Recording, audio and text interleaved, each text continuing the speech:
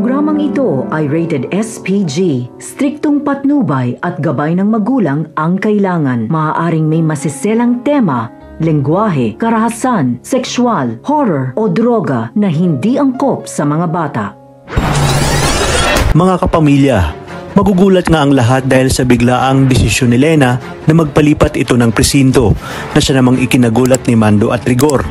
Pinayuhan ni Mando si Rigor na mas mabuti umano yun upang tuluyan ng maputol ang kanilang relasyon at mawala na nga ang pagdududa ni Marites kay Rigor. Dagdag pa ni Mando na mas makakapokus ngayon si Rigor sa kanyang trabaho at sa binubuo nilang kaso. Hindi nila alam na kaya pala nagpalipat si Lena dahil siya ay nagdadalang tao at ang ama ng kanyang pinagbubuntis ay si Rigor. Batid kasi ni Lena na malaking gulo ito kapag nalaman ni Marites at upang hindi na sila maging usap-usapan ni Rigor sa presinto. Sa kabilang banda, matapos kang makuha ni na Amanda at Primo ang kanilang pera, ay agad na sinabi ni Amanda na umalis na sila dahil baka matuntun pa sila ng mga tauhan ni Agustos. Ngunit iginiit ni Primo na maghintay na muna sila dahil baka bumalik si Lucio.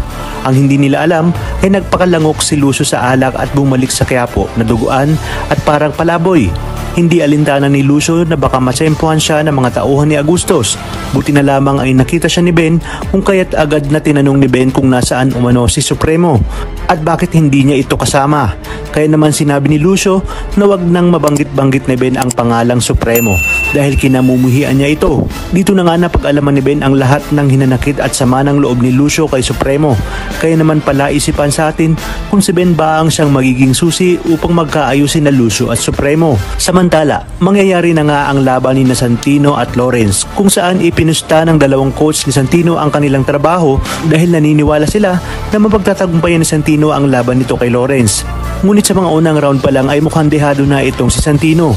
Makakabawi pa kaya siya sa oras na makita niya si Anika kung kaya't magagawa nitong talunin ang tokmol na si Lawrence. Sa kabilang banda, nauunawaan na ngayon ni Celso ang tunay na pinagdadaanan ni Tanggol matapos sabihin sa kanya ni Bubbles ang sinapit nito sa pagkawala ng pinakamamahal nitong si Mokang.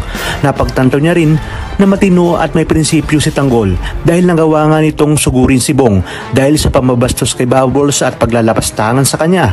Kaya naman di kalauna na ay makikipag-ayos ito kay Tanggol at sasabihin sa kanyang mga kasamahan na suportado nila ang laban ni Tanggol labang kay Bong. Talagang kapanapanabik ang mga susunod na tagpo sa teleseryeng ito, kaya naman sabay-sabay natin itong aabangan. At kung bago ka pa lamang sa akin channel, ay sana'y huwag kalimutang mag-like at subscribe. Pinutin ang notification bell para updated kayo palagi. Maraming salamat sa inyong panonood at hanggang sa muli, kapamilya.